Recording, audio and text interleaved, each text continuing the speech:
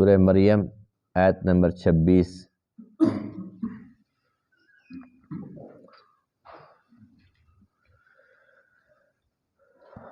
اعوذ باللہ من الشیطان الرجیم،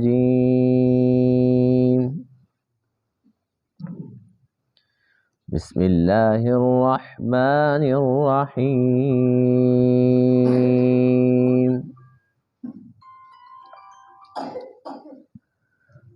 فأتت به قومها تحمله قالوا يا مريم لقد جئت شيئا فريا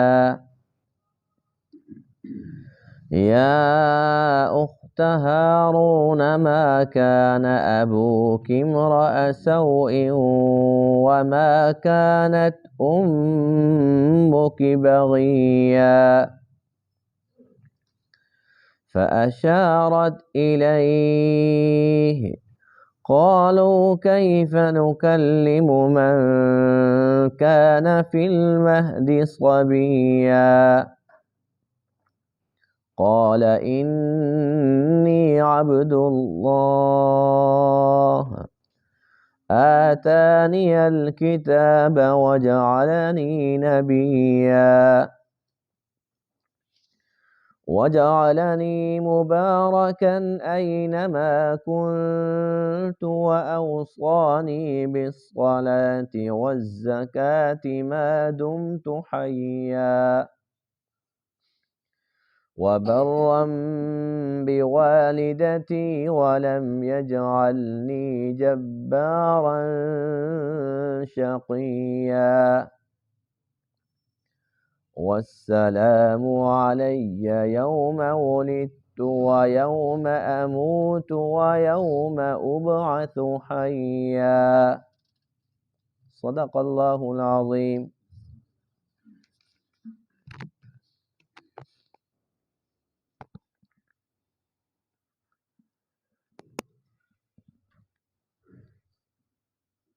آج کے درس میں ان آیت کریمہ میں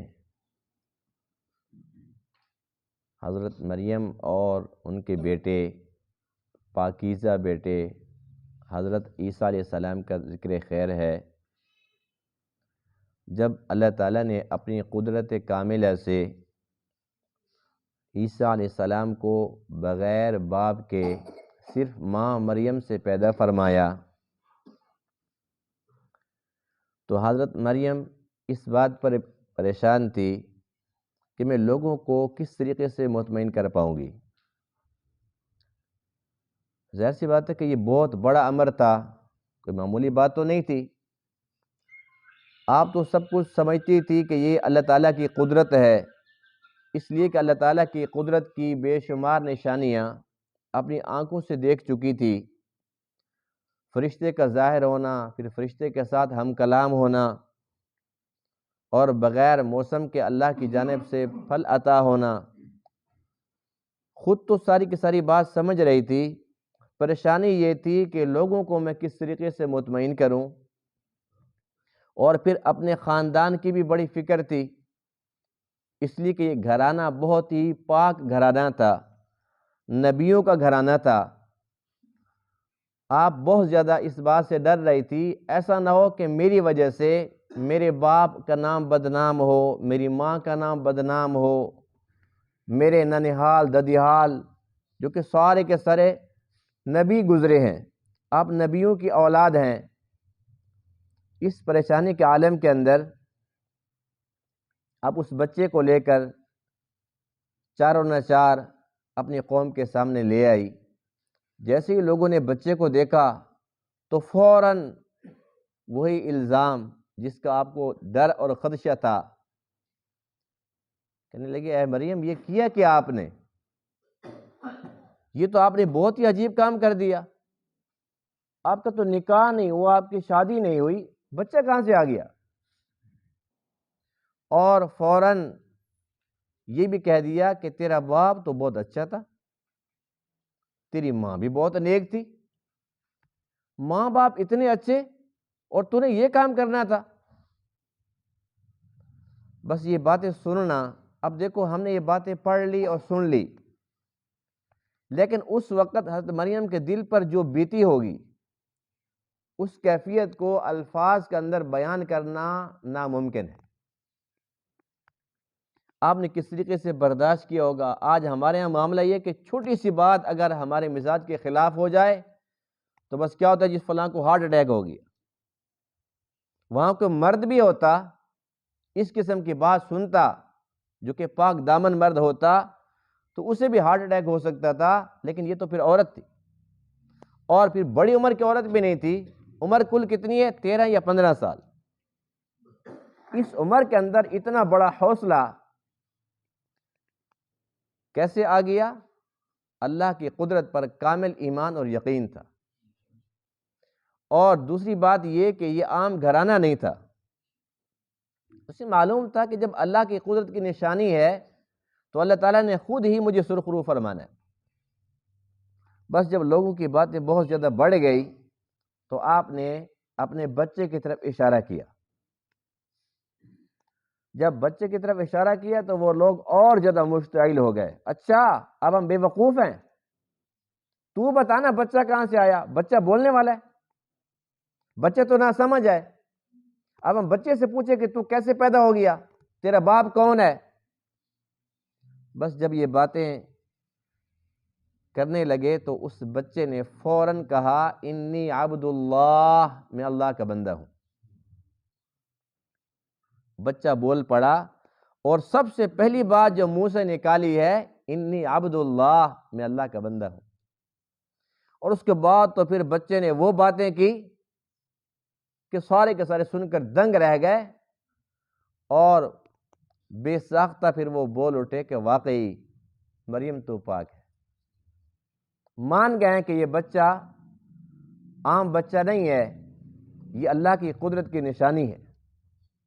بچہ ہے جو کہ ماں کی گود میں ہے، دودھ پیتا بچہ، اور وہ یہ کہتا ہے اللہ کا بندہ ہوں، اللہ نے مجھے کتاب عطا فرمائی ہے۔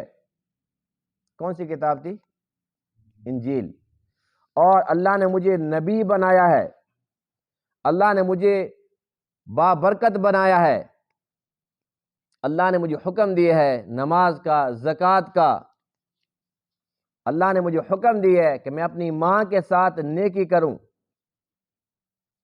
اللہ نے مجھے بدبخت نہیں بنایا، سخت مزاج نہیں بنایا۔ اور اس بچے نے کہا اللہ کی طرف سے میرے اوپر سلامتی ہے جب میں پیدا ہوا، اور سلامتی ہوگی جس دن میں مروں گا، اور سلامتی ہوگی جس دن میں پھر دوبارہ زندہ اٹھایا جاؤں گا۔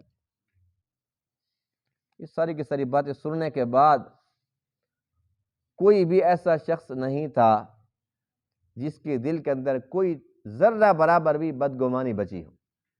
سب کے دل صاف ہو گئے۔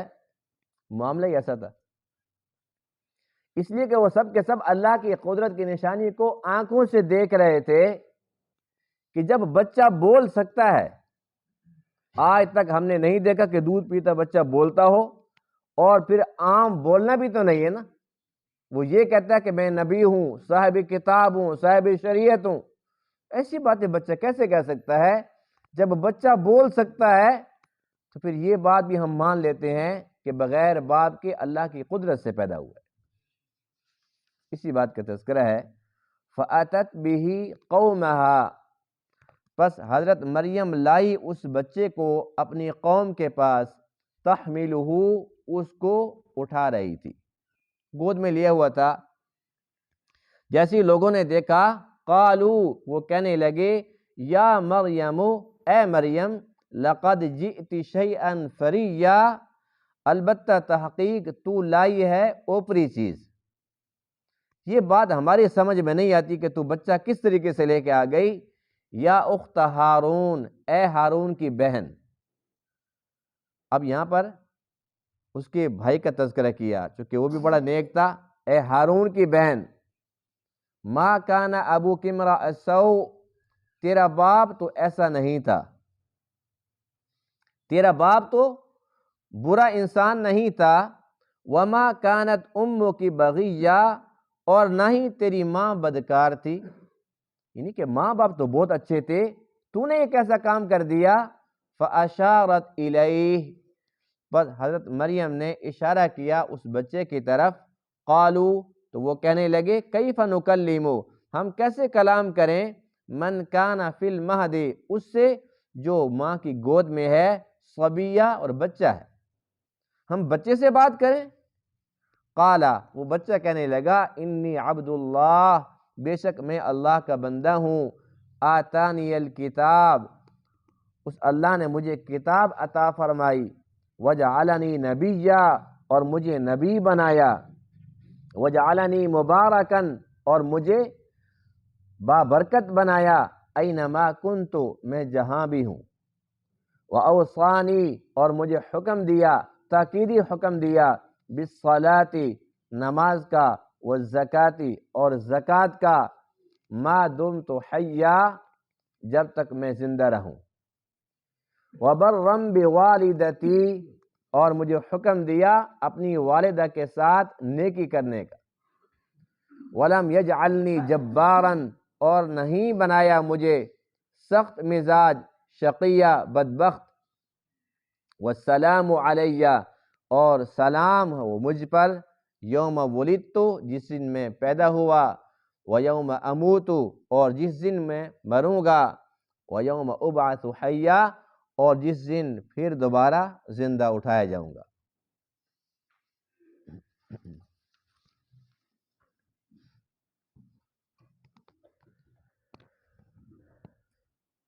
کل کے درس میں حضرت عیسیٰ علیہ السلام کی پیدائش کا تذکرہ ہوا تھا کہ کس طریقے سے وہ درد ذیل وہ وقت آیا جب آپ کو تکلیف شروع ہوئی، پھر کس طریقے سے آپ اپنے گھر سے تھوڑا سا دور چلی گئی، اللہ تعالیٰ نے وہاں پر کھانے پینے کا بندوبست فرما دیا۔ اب جب بچہ پیدا ہو گیا تو اس بچے کو فی الفور اپنی قوم کے سامنے پیش کر دیا یا کچھ عرصے کے بعد کیا، تو اس بارے میں بھی مختلف روایات ہیں، چونکہ قرآن خاموش ہے، تو بعض روایتوں میں آتا ہے کہ 40 دن کے بعد بچے کو لوگوں کے سامنے پیش کیا۔ اب یہ 40 دن تک آپ کو چھپا کے رکھا کہ میں کس طریقے سے لوگوں سے ملوں، کس طریقے سے بات کروں، اپنی قوم کے سامنے پیش کرنے سے پہلے آپ کے اپنے چچا زاد بھائی یوسف نام کے تھے، یوسف نجار، ان کے سامنے بچے کو پیش کیا، تو سب سے پہلے اپنا خون، اپنا بھائی ہو کر اس نے اعتراض کیا، اس نے کہا اے میری بہن یہ کیا ہے، تیرا تو ہم نے کہیں نکاح نہیں کیا۔ حضرت مریم نے جواب دیا کہ یہ اللہ کی قدرت ہے، تو وہ کزن ہو کر، چچا زاد بھائی ہو کر کہنے لگا کیا آج تک ایسا ہوا ہے کہ کوئی بغیر باپ کے پیدا ہوا ہو؟ دوسرا یہ کہ آج تک کوئی پودا بھی نظر آیا کہ جو بغیر بیج کے پیدا ہوا ہو؟ کوئی اناج بھی دیکھا جو بغیر بیج کے پیدا ہوا ہو؟ جب ایک پودا ایسے نہیں اگ سکتا بغیر بیج کے، کوئی اناج نہیں اگ سکتا، کوئی درخت نہیں اگ سکتا، تو یہ بچہ بغیر بیج کے، بغیر باپ کے کیسے پیدا ہو گیا؟ بات تو وزنی تھی نا، لیکن جو جواب ہے وہ بہت زیادہ وزنی ہے۔ حضرت مریم نے بہت پیارا جواب دیا، اے میرے بھائی آپ کی بات اپنی جگہ درست ہے، لیکن میرے خیال میں آپ کی بات 100% غلط ہے۔ آپ کے گمان میں تو درست ہوگی، لیکن میرے خیال میں آپ کی ساری کی ساری بات غلط ہے۔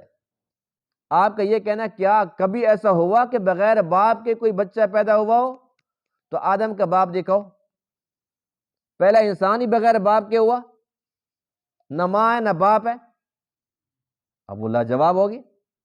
اچھا یہ بتاؤ کہ کوئی بھی اناج، کوئی بھی پودا، کوئی بھی درخت بغیر بیج کے پیدا ہوا؟ حضرت مریم نے جواب دیا یہ بتاؤ کہ جو سب سے پہلا اناج تھا اس کا بیج کہاں سے آیا تھا؟ جو سب سے پہلا پودا تھا، سب سے پہلا درخت تھا، اس کا بیج کہاں سے آیا تھا؟ کہنے لگے ہاں وہ تو اللہ کی قدرت سے ہوا۔ اور میں کہ یہی بات تو میں سمجھا رہی ہوں کہ تمہاری بات 100% غلط ہے، اور میری بات درست ہے کہ اللہ تعالیٰ کی قدرت ہے کہ اس نے پہلا انسان ہی بغیر ماں باپ کے پیدا کیا، یہاں ماں تو ہے بغیر باپ کے پیدا کر دیا۔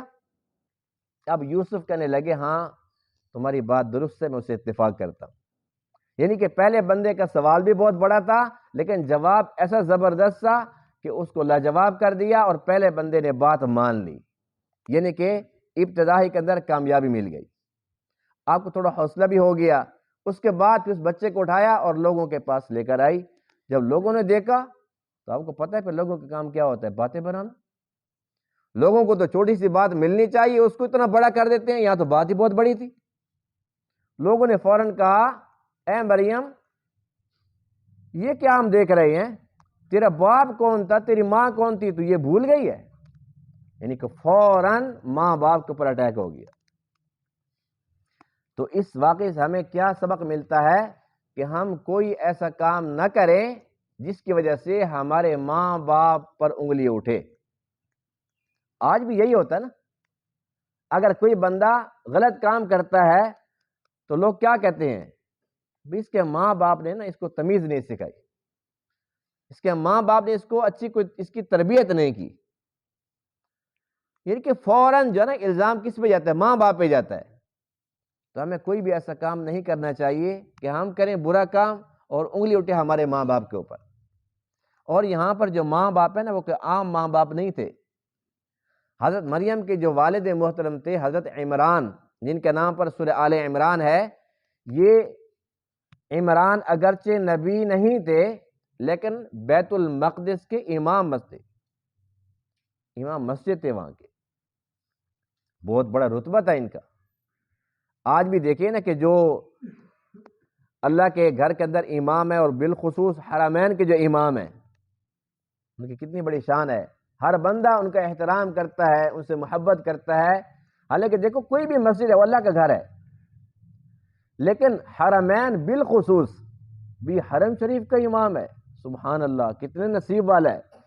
بھی اللہ تعالیٰ ہر بندے کی تھوڑی وہاں پر ڈیوٹی لگائے گا. یہ تو بہت اللہ تعالیٰ کا مقرب ہے، اللہ کا بڑا محبوب ہے. تو بیت المقدس بھی تو ابتدا سے ہی وہ قبلہ تھا، اس کی شان نرالی تھی. اب وہاں کا امام وہ بھی تو بڑی شان والا تھا، ہر بندہ احترام سے دیکھتا تھا، اور تھے بھی بڑے نیک، بڑے متقی تھے. لوگوں نے تو کہنا تھا کہ مریم تیرا باپ تو امام تھا بیت المقدس کا اور تو نے یہ کام کر دیا، اور تیری ماں اتنی نیک تھی. اب یہ ساری کی ساری باتیں سننے کے بعد ایک ہی بات کی، فَأَشَارَتْ إِلَيْهِ، بچے سے پوچھو. وہ تو پہلی باتیں بنا رہے تھے، پہلے غصے میں تھے، پھر اور زیادہ وہ آگ بگولا ہو گیا. اچھا ہم بچے سے پوچھیں؟ کیا بچے بولتے ہیں؟ بچوں کو شعور ہوتا ہے؟ اب ہمیں بیوقوف سمجھتی ہو، کئی باتیں بنائی ہوں گی. لیکن بہرحال جب یہ باتیں وہ کر رہے تھے، باتیں بنا رہے تھے، الزام تراشیاں کر رہے تھے، خوب تیر چلا رہے تھے، اللہ تعالیٰ نے بچے کو حکم دیا کہ تم خود وضاحت کرو. اب وہ تمہاری ماں جتنی بھی پاک دامن ہے، جتنی بھی وضاحتیں پیش کرے، لیکن یہ لوگ مطمئن نہیں ہو سکتے. اب آپ خود وضاحت پیش کرو کہ حقیقت کیا ہے. اب بچہ کہتا ہے قال انی عبد اللہ، کہتے ہیں میں اللہ کا بندہ ہوں. یعنی کہ سب سے پہلی بات جو عیسیٰ علیہ السلام کے منہ سے نکلتی ہے وہ ہے عبدیت کا اظہار. اپنی جو حقیقت ہے وہ کیا بتائی کہ میں اللہ کا بندہ ہوں.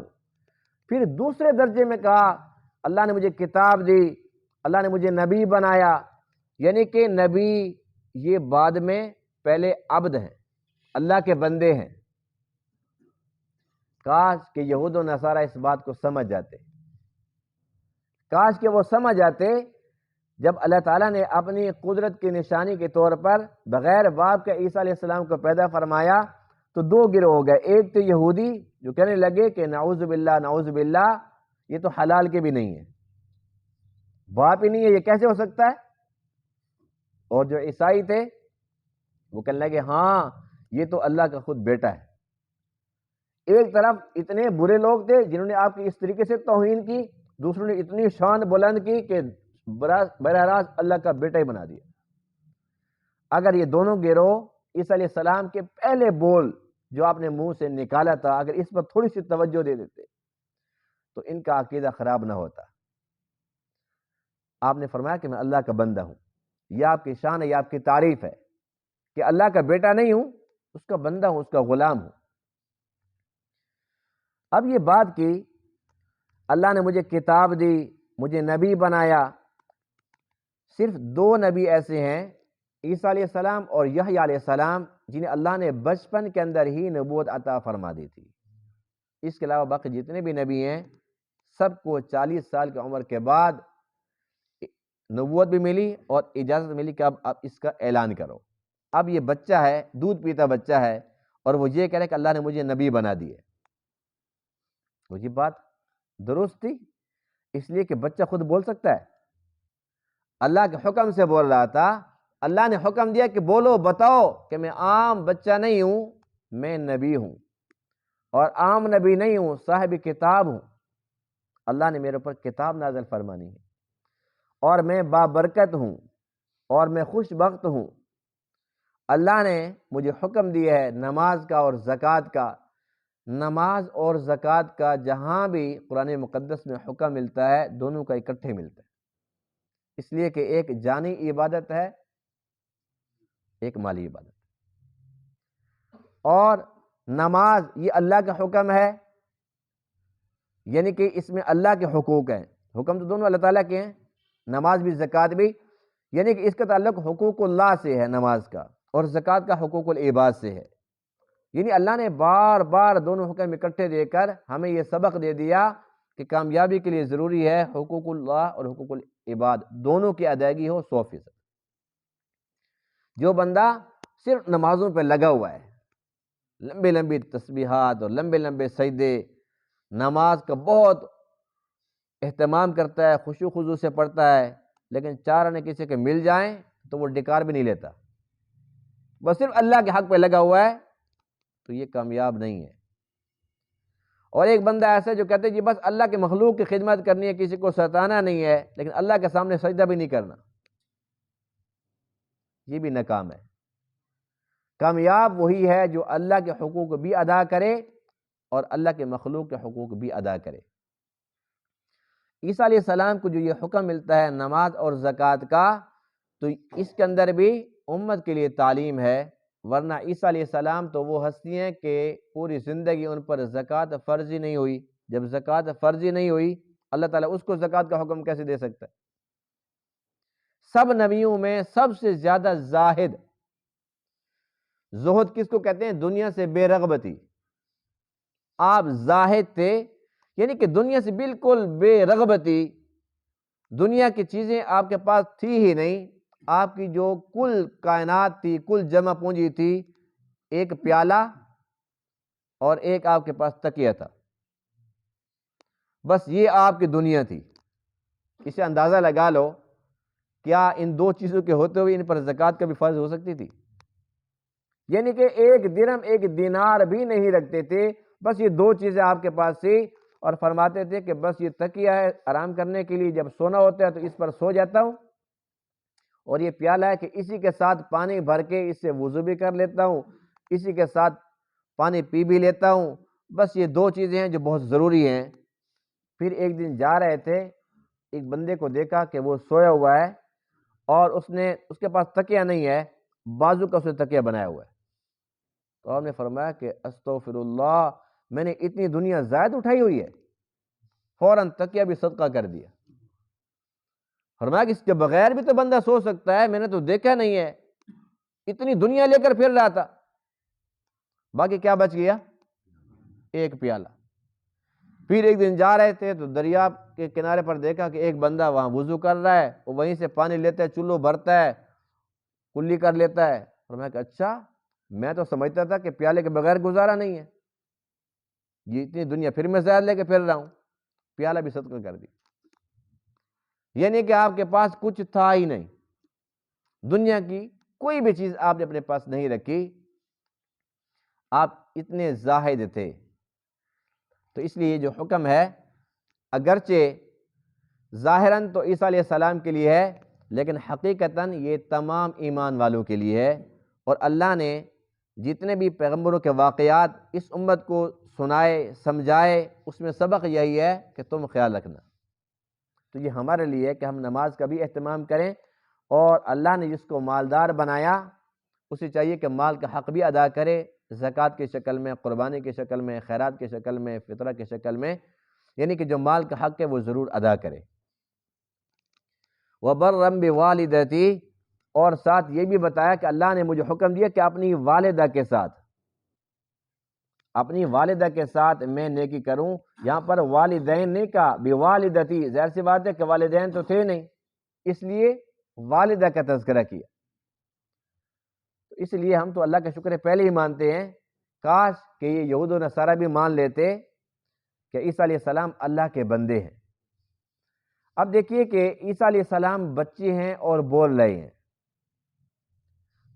دنیا کے اندر اور بھی اس قسم کے چند واقعات ہیں، یعنی کہ بہت زیادہ نہیں ہیں، بہت کم ہیں جو گنے چنے ہیں کہ بچے تھے اور بچے ہو کر وہ بولے. اور جب بچہ بولتا ہے تو ہمارا ایمان ہے کہ وہ خود نہیں بولتا، اللہ تعالیٰ بولنے کا حکم دیتا ہے. جب حضرت یوسف علیہ السلام پر زلیخا نے بہتان باندھ دیا اور اپنے شوہر کو کہا کہ دیکھا یہ تیری ناموس کے اوپر حملہ کر رہا تھا، حالانکہ یوسف علیہ السلام بے قصور تھے، اپنے کپڑے پھاڑ دیے کہ دیکھو میرے ساتھ کیا کر رہا تھا. تو اس پر قرآن یہ کہتا ہے کہ وَشَهِدَ شَاهِدٌ مِنْ أَهْلِهَا، کہ وہ جو زلیخا ہے اس کے خاندان میں سے، شہید شاہد من اہلها، اس کے اہل میں سے، یعنی کہ جو زلیخا کا خاندان ہے اس میں سے ایک بچہ تھا. اس نے پھر گواہی دی بچے نے، اس نے کہا کہ اس کی قمیص چیک کر لو کہ قمیص آگے سے پھٹی ہے کہ پیچھے سے پھٹی ہے. اگر آگے سے پھٹی ہے تو اس کا قصور ہے، جیسے بات ہے کہ یہ الجھ رہا تھا. اگر پیچھے سے پھٹی ہے یوسف کی قمیص تو یہ تو بھاگ رہا تھا، پیچھے سے یہ پکڑ رہی تھی. وہ جب دیکھا تو پیچھے سے پھٹی ہوئی تھی تو پھر فیصلہ وہیں پر ہو گیا. تو بچہ بولا تو اس بچے کے بولنے پر اللہ تعالیٰ نے فیصلہ سنا دیا کہ دیکھو حقیقت کیا ہے. سورۃ البروج میں ہے کہ ایک ظالم بادشاہ تھا جس نے صرف اور صرف ایمان والوں کے لیے بہت بڑی خندقیں کھودی، اس کے اندر آگ جلائی اور ان کو پکڑ پکڑ کے ان کے اندر ڈال رہا تھا. اللہ فرماتے ہیں قتل اصحاب الاخدود النار ذات الوقود اذ هم علیہا قعود، کہ مر جائیں اصحاب الاخدود، جنہوں نے یہ ظلم کیا کہ وہ لوگوں کو آگ کے اندر ڈال رہے تھے. اور ان کا قصور کیا تھا؟ وما نقموا منہم الا ان یؤمنوا باللہ العزیز الحمید، کوئی قصور نہیں تھا، یہ قصور تھا کہ وہ اللہ پر ایمان رکھنے والے تھے. اب اس آگ کے اندر وہ ڈلوا رہا تھا کہ یہ مر جائیں سارے کے سارے. تو ایک عورت آئی، اس کا جو بچہ وہ دودھ پی رہا تھا. اب وہ جب اس کو ڈالنے لگے تو وہ وہیں پر رک گئی. جس سے کسی بندہ ڈر جاتا ہے، تھوڑا سا اس نے ایسے وہاں پر بریک لگائی اور تھوڑی سی ڈری. تو اس بچے نے کہا کہ امی یہ جنت ہے. بچے نے کہا، دودھ پیتے بچے نے، امی یہ جنت ہے آؤ. بچہ بول پڑا اور پھر ماں چلی گئی بچے کو لے کر جنت کے اندر پہنچ گئی. تو اللہ تعالیٰ کی قدرت ہے، اللہ تعالیٰ جب چاہتا ہے جہاں پر چاہتا ہے اپنی قدرت کا اظہار کرتا ہے. ہمیں چاہیے کہ اللہ تعالیٰ کی قدرت پر یقین کامل رکھیں، اس لیے کہ دیکھو جتنے بھی ایمانیات ہیں ان کے اندر بات تو صرف اور صرف ایمان کی ہے. اللہ تعالیٰ نے جو بھی ہم سے وعدے فرمائے وہ سارے کے سارے ایسے ہیں جو ادھار کے ہیں. ہے ایسا کہ نہیں ہے؟ یعنی کہ نماز پڑھو اجر ملے گا، نماز انہیں پڑھ لی ہے. دنیاوی لحاظ سے تو جس طریقے سے آئے تھے اسی طریقے سے جا رہے ہیں. ایسا نہیں ہے کہ کوئی بندہ نماز پڑھنے آیا، وہ درس سننے بیٹھ گیا، جب وہ جانے لگا اس کی جیب کے اندر 500 کا نوٹ آ گیا، 100 روپے اس کی جیب میں آ گیا. ایسا کچھ نہیں ہے. اللہ کے جو وعدے ہیں وہ ہیں ادھار کے. یقین وہ کرے گا جو مومن ہوگا. اللہ نے جو کچھ فرمایا آخرت کے بارے میں وہ ظاہر سی بات ہے کہ کوئی انسان جب جائے گا تو اسے پتہ چلے گا. اب مرنے کے بعد کی زندگی ہے، مرنے کے بعد ہی پتہ چلے گا. عذاب قبر ہے، ثواب قبر ہے، حشر ہے، پل صراط ہے، جنت جہنم، یہ ساری کی ساری چیزیں وہ جو ہم نے دیکھی نہیں ہیں لیکن دیکھنے سے زیادہ ایمان رکھتے ہیں. کیونکہ ہمیں یقین کامل ہے کہ جب اللہ کی بات ہے تو حق سچ ہے، جب اللہ کے محبوب کی بات ہے تو حق سچ ہے. اسی چیز کا نام ہے ایمان. اللہ فرماتے ہیں الذین یؤمنون بالغیب، جو بن دیکھے سودا کرتے ہیں، کامیاب وہی ہیں. اس لیے کہ مرنے کے بعد کی زندگی تو ہے، ہم تو ابھی سے مان رہے ہیں نا. جو نہیں مان رہے جب یہ پھر دوبارہ زندہ ہو جائیں گے اب یہ انکار کر سکیں گے؟ جو کہہ رہے ہیں کوئی حشر نہیں ہے، جب حشر کے میدان میں خود کھڑے ہوں گے پھر انکار کر سکیں گے؟ کہتے ہیں کوئی پل صراط نہیں ہے، جب پل صراط کے اوپر ان کو جانا پڑے گا اور کٹ کے نیچے گریں گے، یقین آئے گا کہ نہیں آئے گا؟ یعنی کہ ساری چیزیں جتنی بھی ہیں، جو نہیں مان رہے یہ بھی مانیں گے ایک وقت آئے گا، لیکن وہ ماننا معتبر نہیں ہوگا۔ جو اس وقت مان رہے ہیں، اپنی آنکھوں کے ساتھ دیکھ کر مانا تو کیا مانا؟ پھر تو اپنی آنکھوں کی بات مانی ہے۔ اللہ کی بات مانو، اللہ کے محبوب کی بات مانو، اس چیز کا نام ایمان ہے، اور اس ماننے کا نام ایمان بھی ہے، اور اس ماننے کا نام کامیابی بھی۔ اسی ماننے کے اندر خیر اور کامیابی چھپی ہوئی ہے۔ تو ہم اللہ کا شکر ادا کرتے ہیں، الحمدللہ اللہ نے ہمیں مسلمان بنایا۔ سب کہتے ہیں الحمدللہ، اللہ کا بہت بہت شکر ہے، اس نے مسلمان بنایا، اور ہمیں عقیدہ بہت پیارا دیا، اہل سنت والجماعت، الحمدللہ۔ جب بھی قرآن پڑھتے ہیں، قرآن کے کوئی حکم پڑھتے ہیں، پھر ہم کہتے ہیں الحمدللہ، میں تو پہلے ہی مانتا تھا۔ دیکھو عیسی علیہ السلام جو باتیں فرمائی ہیں، پہلے مانتے کہ نہیں مانتے؟ جو بھی باتیں فرمائی ہیں تو پہلے مانتے ہیں الحمدللہ۔ آج درس کے اندر پڑھی ہیں تو ایمان اور تازہ ہو گیا، اور ایمان پکا ہو گیا۔ لیکن جو یہود و نصارہ ہیں، وہ اسی قرآن کو پڑھتے ہیں، پھر اس کے اندر وہ خامیاں تلاش کرتے ہیں۔ قرآن میں تو خامی ہے نہیں، ان کے اپنے اندر کھوٹ ہے، اس کھوٹ کو لے کے پھر رہے ہیں، پھرتے پھرتے جہنم کے اندر جا پہنچیں گے انشاءاللہ۔ اللہ تعالیٰ تمام باتوں کو سمجھنے عمل کرنے کی توفیق عطا فرمائے۔ وآخر دعوانا الحمدللہ رب العالمین۔